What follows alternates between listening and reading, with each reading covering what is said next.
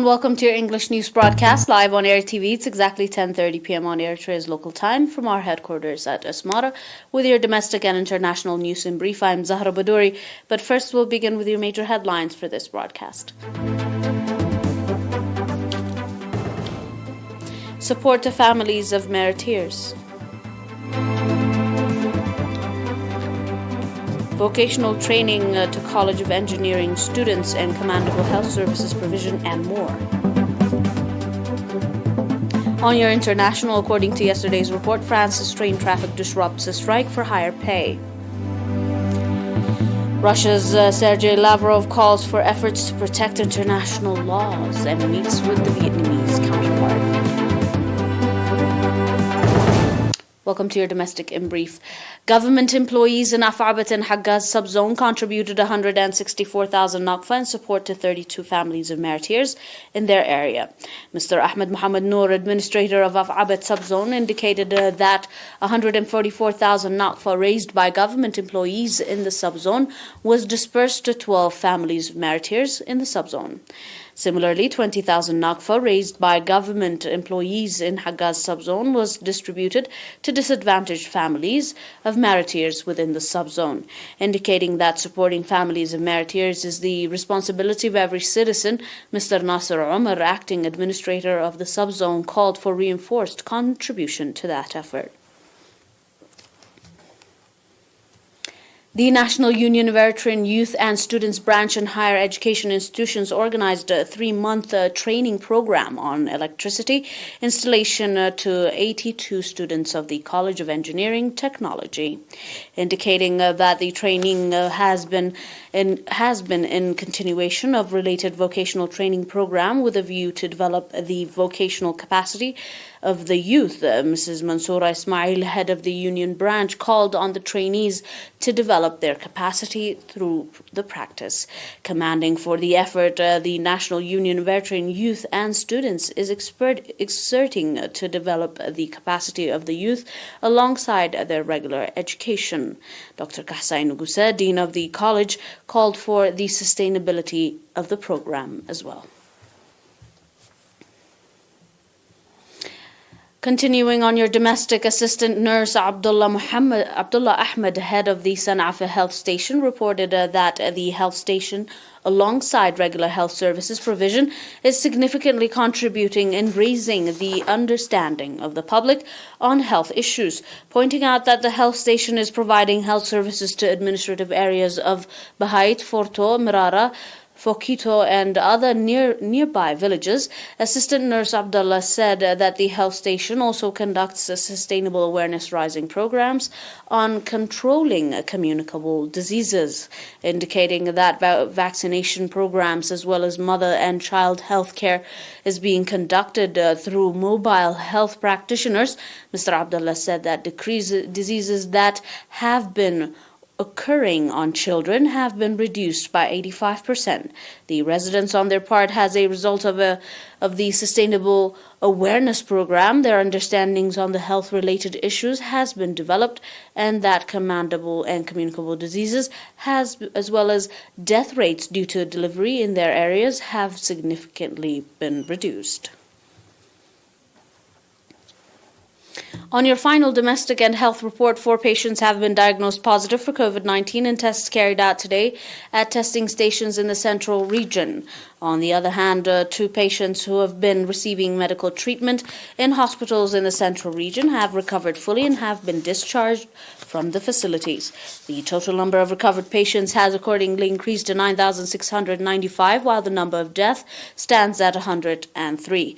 The total number of confirmed cases in the country to date since coronavirus spread has begun has increased to 9,815. Ministry of Health, Asmara, 7th of July 2022. Up next with your global report. Do stay with us for more.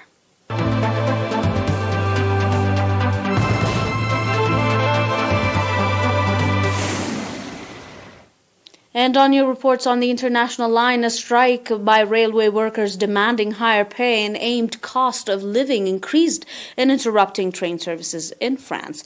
A strike that by the railway workers demanding higher pay and aimed cost of living increased interrupted train services in France on Wednesday. However, National Railway Company, the SNCF, said about one high-speed train in four was cancelled, while regional services such as suburban trains in Paris region experienced disruptions.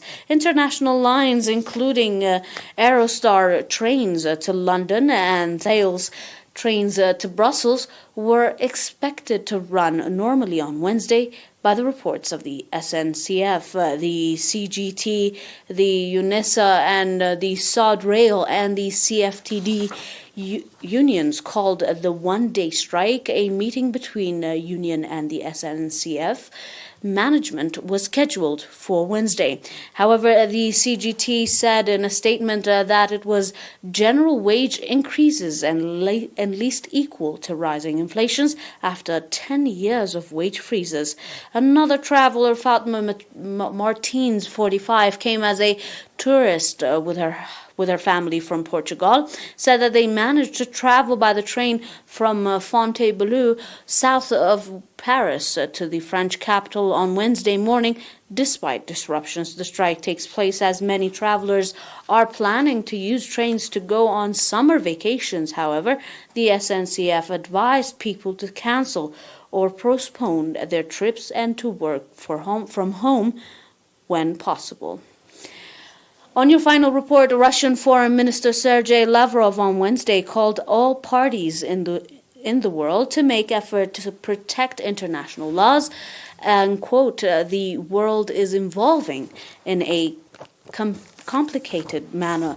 Lavrov was speaking through the translator at a meeting with his Vietnamese counterpart Bui Thanh Son in Hanoi. His comment came as Russia has been accused by Western countries of breaching international law through its invasion on Ukraine. European Union leaders, however, have urged Moscow to abide by an order by the International Court of Justice telling Russia to withdraw from Ukraine. Russian Foreign Minister Sergei Lavrov is set to arrive in Hanoi yesterday for a 2-day visit to Vietnam in return to a G20 meeting later this week in Indonesia, in a move that is likely to counter friction with Vietnamese Western partners.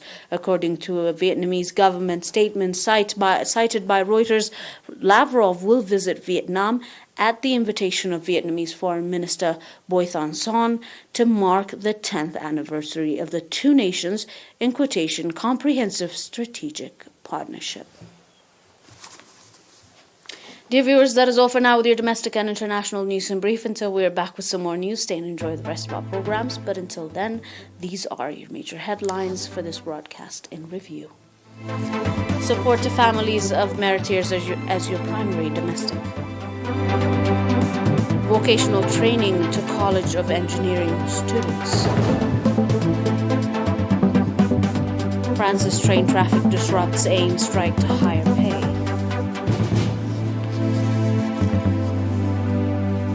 Russia's Lavrov calls for efforts to protect international law.